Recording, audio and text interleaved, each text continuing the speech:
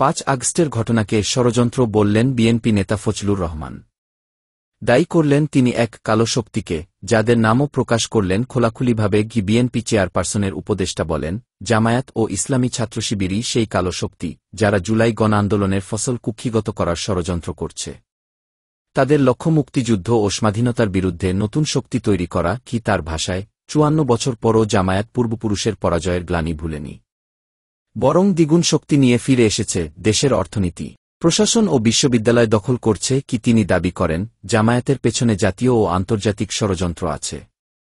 অনানুষ্ঠানিকভাবে দেশের ক্ষমতাও এখন তাদের হাতে।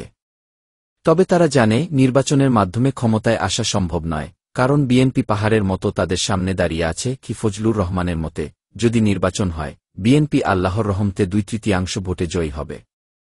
আর এ কারণেই জামায়াত নির্বাচন চায় না, বরং বিএনপিকে ধ্বংস করতেই তারা ব্যস্ত। প্রশ্ন উঠছে, এই প্রকাশ্য অভিযোগ কি বিএনপির ভেতরে নতুন রাজনৈতিক বিতর্ক তৈরি করবে, নাকি এটি হবে কালো শক্তি বিরোধী নতুন লড়াইয়ের সূচনা?